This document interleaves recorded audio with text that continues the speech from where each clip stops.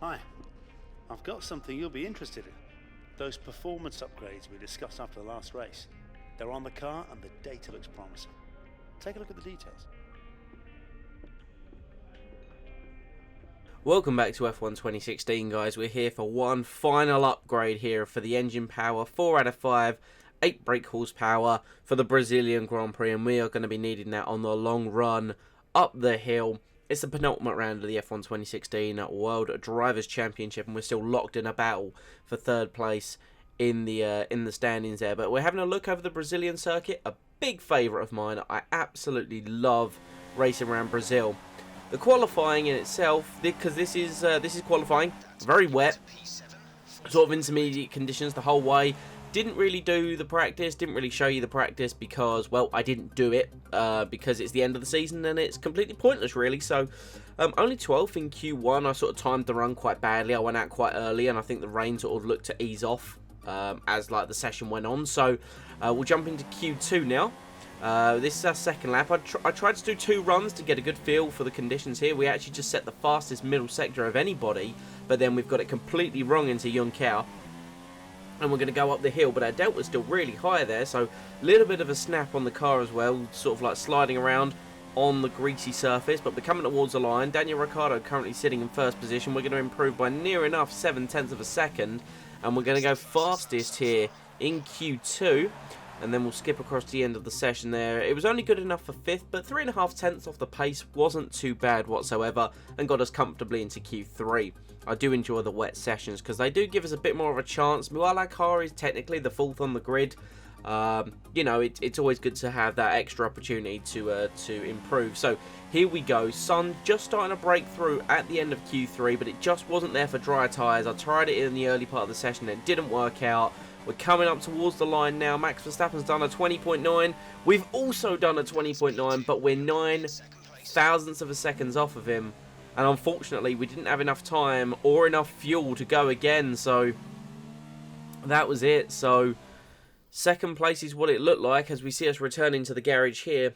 But when we actually go across to the standings, you're going to find out that unfortunately it wasn't enough. As we look to just end the session here, there we go, as it ticked down. So Daniel Ricciardo came along and set a, well, both Red Bulls by the looks of it, set a better time. And looks as if Vettel almost beat us there, almost. But second row of the grid for Brazil on the, I mean, it doesn't really matter with Brazil because you sweep across the grid. So I don't think we're on the clean side, but second row behind the Red Bulls. And because of the rain affected qualifying, the race is going to be dry. So we've got free choice of tyre there. So that'll be interesting. I'm not 100% sure on the strategy, but we're in a good position to fight for some points and try and fight for that third position in the Drivers' Championship. But now it's time for the Brazilian Grand Prix. As surely as the sun rises in the morning, the Brazilian Grand Prix packs out the grandstands and creates incredible drama. Title deciders, heartbreak, triumph and home glory. All these and more can be found in abundance here at the Autodromo Jose Carlos Pache. It's an unusual anti-clockwise race here at Interlagos, where the Sao Paulo locals are packed into the grandstands at each of the 15 corners around this classic 2.7-mile circuit. 2 very fast sections bookend the famous and highly technical Sector 2, where getting a good run out of Junsao into one of the 2 DRS zones will be the key to any overtaking prospects today. With so much on the line here today, I can't help but shake the feeling that we're going to have a bit of pushing and shoving, Anthony Davidson, especially into turn 1 this afternoon. Well, we do see a fair amount of that here at Interlagos, Crofty. It's a tricky braking zone, of course, as you're heading downhill into the centre S. It always makes it easy to lock the inside front and run a bit wide. We've seen a number of occasions over the years with someone from the leading group taking a bit of a knock on the first lap and having to recover. That's one of the reasons we've had so many exciting championship fights here. Hopefully, though, it'll be a clean start, of course, but as you say, I wouldn't be too surprised if it's not. Okay, watch out at the race start. There will be faster cars trying to get past. See if you can hold them off. Thanks for the vote of confidence there, engineer, about faster cars trying to get through. And of course, Anthony Davidson basically being, well, let's face it, it's not going to be a clean start, is it? Well, I mean, at the end of the day, our concern is to always try and get ahead of the faster cars and try and build a gap if possible. So, it looked as if it was going to be a very popular choice to start on the hard tyre and get that out of the way, because the hard tyre would be very consistent over the start of the stint. And then sort of, you had your choices of soft or mediums, for sort of like the end of the race. And I was looking at the projected race time on the right, just changing the different length of stops, seeing if I wanted to add like a third for soft tyres for a blast at the end, and just try and work out what my best projected speed would be. I even thought about just going for one set of softs at the end, but the set of mediums for the second stint wouldn't go that far. And I don't know, I was so busy concerning myself over the maths here at this point, just because it was one of those where this could be crucial. We're third on the grid. It's one of our best starting positions recently, and it's important for our championship fight, because I believe we're level on points with Raikkonen and 10 points behind Rosberg, so it is important to try and get this right to see what we can look to do off the start here, because one of the main things is jump the Red Bulls. If we can jump the Red Bulls into turn 1 and build a gap, because then it's just going to be all over. Well, no, I mean all over. It will be a good start to the race. And then, just go from there, work it out stint by stint, really, because once you're in that track position, it gives you that option to make your choices on the run, rather than, worry about it too much. But here we go. As you can see that I mentioned, very popular for the hard tyres at the start. It's a bit overcast here in Brazil, actually, so they might be a little bit more difficult to get up to temperature. Especially for the AI, who like to take it a little bit easy on the first couple of laps. Here we go. So we're just behind Verstappen. I'm going to try and ideally get all the heat we have to into the tyres on this opening lap for a good start here, because it's uphill to begin with in Brazil, and then you go left into turn 1. So as we now build with 3, 4, 5 lights, and the Brazilian Grand Prix is underway, and what a fantastic launch we've had. We're going to split the Red Bulls down into turn 1, down the inside of Daniel Ricciardo on the brakes early. Hamilton has started on soft tyres and gone off like an absolute rocket ship. And he's up into second position, so he's jumped the Red Bulls. We've jumped the Red Bulls. He's still fighting with Daniel Ricciardo around the outside of turn 3, but we are well ahead. And if we come to the end of lap 1 here, we've got Hamilton behind us, about 8 tenths, and then Ricciardo is 1.4 behind him. So what a first lap this has been for us. Hamilton there on the soft tyres, though, is going to be looking very racy. And I suppose he's already won the championship, so he's gone, what the hell, I might as well do something. And I don't blame him. Soft tyres, here he comes down the inside into turn 4, and I'm going to let him go. It's absolutely pointless fighting him at this early juncture, because he's in the fastest car, on the softest tyres. There's no point in fighting him, so we're going to let him go here as we go into the second sector and focus on conserving our tyres, building our lead to Daniel Ricciardo, because we're on the same tyre compound there, and it's important for ourselves because they're our main focus here. So you can see lap 5 now, Hamilton has disappeared into the distance with a lead of 5 seconds, but then we've also got a big lead over Daniel Ricciardo there of nearly 5 seconds, so we're sort of in no man land at the moment while we go on to lap 6, but at the end of the day, this is exactly what I wanted. Well, I suppose exactly what I wanted was the lead. As you can now see, Rosberg on the soft tyres overtook Daniel Ricciardo there. So the Mercedes going very aggressive early on, probably thinking everyone else there was on the hard tyres, and I suppose they're going to be trying to help Rosberg secure second in the championship. But it's pretty much exactly what I wanted, was to build a gap to all the hard compound tyre runners. So you can see Hamilton here in the pits at the end of lap 7. So we're going to gain the lead of the race. He's going to go onto the medium tyres now for his second stint, which I think, well, that's pretty much what I assume everyone's going to be doing. As we also set our personal best lap there. So the hard tyres hanging on really well. Rosberg jumps up to second, and Vettel is past the Red Bulls as well. So they're not performing, but if you have a look at the back, going through the Center S there's a big gaggle of cars sort of going through.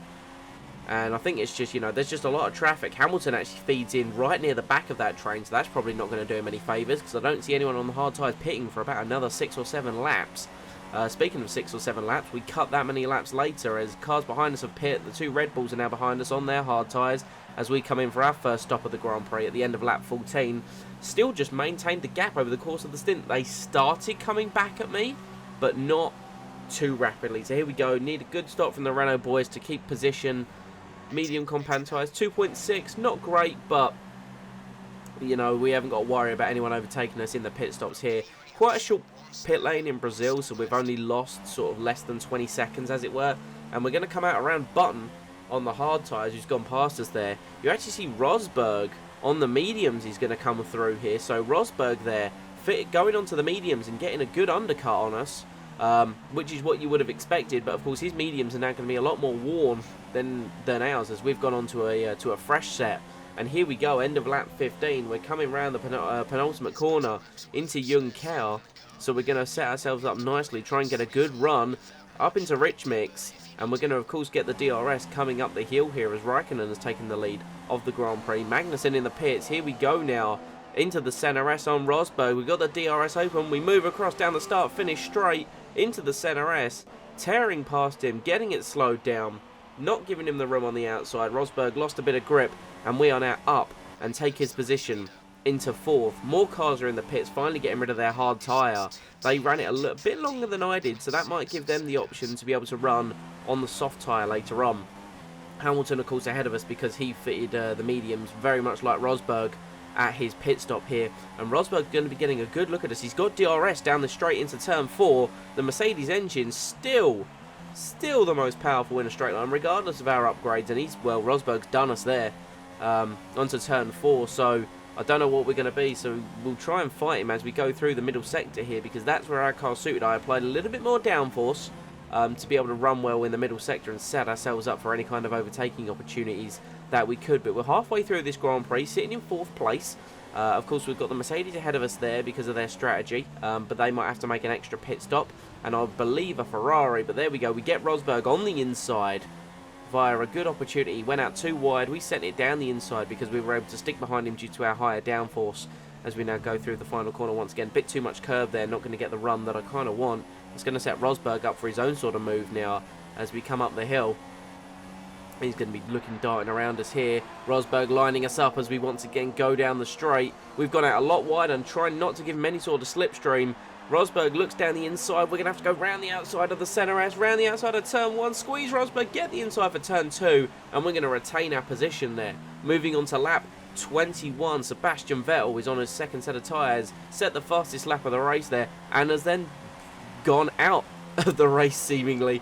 What happened to Seb? He's put the soft tyres on there at the start of the race. And he's just, the car's blown up, so where he went a little bit long on the hard tyre enabled him to run the softs, but his car is absolutely blown up. So here we go, lap 25. We've now got Daniel Ricciardo for company as we look to make a pit stop here for the tyres. This is our second stop, and we've gone very slow into the pit box there. We've got Daniel Ricciardo and a Ferrari behind us, so it has to be Kimi Raikkonen because Seb Vettel, we saw him go out of the race there. Here we go into the pit box mediums again. Renault need to make this a quick one if we don't want to be held. We have been held. And we've lost places there to Ricciardo and Raikkonen. That was frustrating. That probably cost me a higher finishing position there, because we've now got 10 laps all on the same tyre. Raikkonen sort of getting involved with Jenson Button here. Another yellow flag. Well, Raikkonen's got an issue with his car. Oh, he's got a puncture. Right front puncture for Raikkonen on his fresh set. So I don't know if he run over any debris. But essentially, we've managed to get past him up into 7th place there. With 10 laps to go. So Raikkonen's now fallen back behind us. Hamilton's in the lead on hard tyres. He must have only just come in and fit those fairly recently. Magnussen's in the pits, but we've lost out to Daniel Ricciardo, who's now walking away with this one. So while our car was better on the hard tyre, it would appear Ricciardo was better on the mediums. There we go, past Magnussen now, up into 5th with 10 laps to go. Ricciardo's got a lead of a few seconds on us. But in the end, it just became sort of a very lonely final stint, as you're about to see. But Raikkonen came into the pits there at the end of that lap, so I don't know how far down the order he fell. And Verstappen proving the Red Bull pace by going fastest there. Verstappen down into 4th, so I think Ricciardo managed to move up the field a little bit, but I was not able to close on the Red Bulls whatsoever. It was actually, like I mentioned, a fairly lonely end to the race. Because here we go, lap 35. I'm going to show you the whole final lap, as it were. Ricciardo's built 7 seconds to us. We're now going around the outside of our old mate Rio Haryanto into turn 1. And this is the final lap. We've got a massive gap to Ricciardo ahead of us, a massive gap to Bottas behind us. We're going to run on our own, very similar to the start of the race, but Haryanto's going to try and unlap himself into turn 4. Not too sure what you're thinking there, fella. So we squeeze him on the inside, and, well, he's he put himself in that position, really. So he's out of the race. That causes a yellow flag, of course. It's actually started to rain in these final few laps. Just only a little bit of drizzle, though. So the car was sliding around, especially on the more worn-out tyres there. So looking just, we're going to feed it through the final sector there. And Harriento's out of the Grand Prix. Well, that was very delayed after what happened. So here he is recovering onto the track. He's on the hard tyre, and he's parked it. Oh, my God. Felipe Naz has come round there, as normal as what you'd expect, and he's, well, he must have had no time to react to the manner there, and he's taken him out. So Hamilton wins the race. He put himself in a great position early on by going on the soft tyres, then had clean air to run in the mediums, fit the hards, and he did it on a 2-stop. I must admit, I thought he would have gone to 3, but a 2-stop for Hamilton won in this race. We come home 5th, which a bit disappointing considering our grid position and the pace that we showed at the start.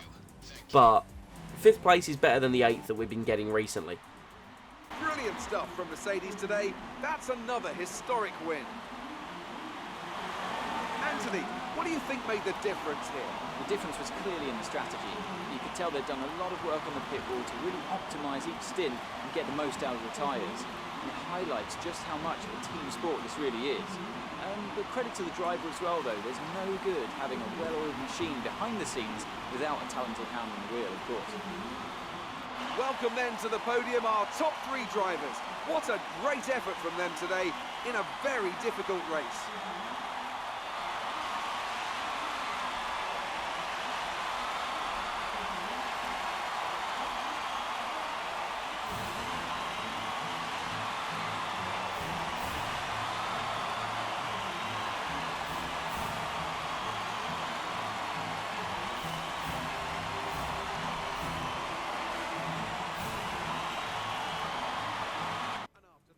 Well, a 1-2 for Mercedes. I mean, their strategy was just great. And the most annoying part is look at our best lap time. We were in the 12s, like the top 2 teams. You know, we were only 0.2 off the best time of the Mercedes drivers. I just don't know where it went. You know, to fall 15 seconds back, it must have been the strategy difference. Going on the soft tyres at the start to then fit the mediums and be in clear air has just worked out, and you know they managed to get the hards to the end. So I'm impressed, I really am. But thankfully for us, Raikkonen had a bad weekend. That puts us level on points with him now, while Rosberg is now out of our reach, unfortunately. So Rosberg has secured 2nd, but Raikkonen and myself now going to the final Grand Prix of the season for who can essentially get 3rd place in the driver's standings. So it's going to be an interesting one out in Abu Dhabi for us. And I'm pretty sure Mercedes now they secured the Constructors a long time ago. And I think Red Bull's now out of our reach, unfortunately. So, but 4th place for Renault in their returning year is pretty damn good, in my estimation. You know, we've had a good season. We've just got one more to go out in Abu Dhabi. And you can see now the clouds coming over as they were sort of at the end of the race. I think the rain must have passed for now, but an interesting Grand Prix. I don't know where the 15 seconds went compared to the Mercedes. Probably just a strategy difference. The Red Bulls were faster than us, but still 7 seconds to the Red Bulls, who are, you know, I think they're the 2nd or even the fastest car in the sport at the moment. So wasn't too bad. I enjoy Brazil, and I think that's why I, you know, managed to find a little bit of extra pace, considering I especially didn't do any kind of practice. But that's been the 20th round of the F1 2016 career mode. Thank you very much for watching. Do leave a like if you enjoyed and comment any feedback down below.